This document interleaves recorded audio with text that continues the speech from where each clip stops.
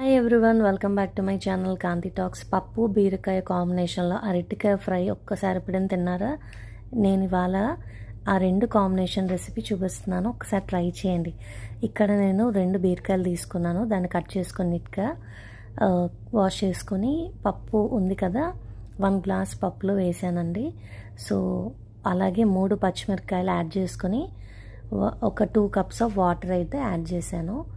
So ఇదే ప్రాసెస్లో మీరు కందిపప్పు బీరకాయ వండితే చాలా టేస్ట్ బాగుంటుంది.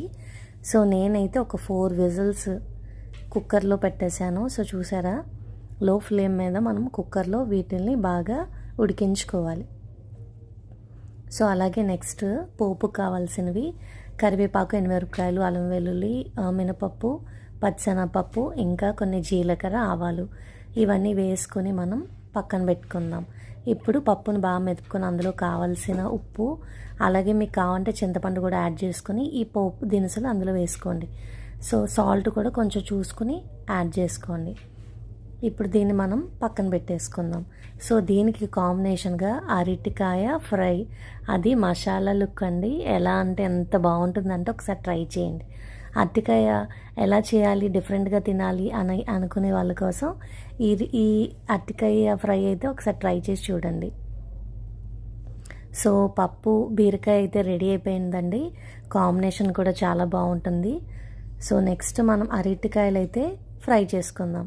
Let's start. ఇక్కడ నేను 3 అరటికాయలు అయితే తీసుకుంటున్నాను.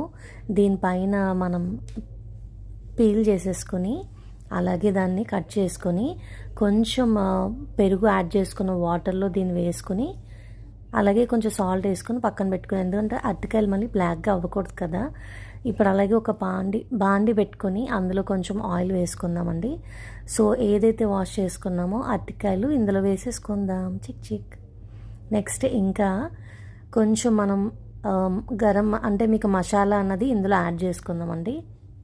సో దీనికి కావాల్సిన కొబ్బరి, కారం, ఎండుమిరపకాయలు, ఇంకా నువ్వులు, అలాగే అల్లం వెల్లుల్లి ఇవన్నీ వేసుకుని, అంటే వేపుకోకూడదు, డైరెక్ట్గా మిక్సీ చేసుకుని ఏదైతే ఉందో దాన్ని మనం అరటికాయలో వేసేసుకుందాం. సో అలాగే కొంచెం కరివేపాకు వేసుకుందాం. టేస్ట్కి ఇంకా ఉప్పు, కారం వేసుకుందాం. ఇంకా మామూలుగా ఉండదండి, టేస్ట్ చాలా చాలా అవసరం అనమాట. ఈ అరటికాయ విత్ పప్పు బీరకాయ కాంబినేషన్ అయితే నోరు ఊరిపోతుంది నాకు. ఇంకా నేనైతే చెప్పను, మీరు వెంటనే ట్రై చేయండి. అరటికాయ ఇలా కూడా తినచ్చు అని డిఫరెంట్ స్టైల్లో ఉంటుంది, తింటే మాత్రం మామూలుగా ఉండదు. ఇది మా మమ్మీ నా కోసం చాలా ప్రేమగా చేసి పెట్టేది. సో నేను మీకు డెడికేట్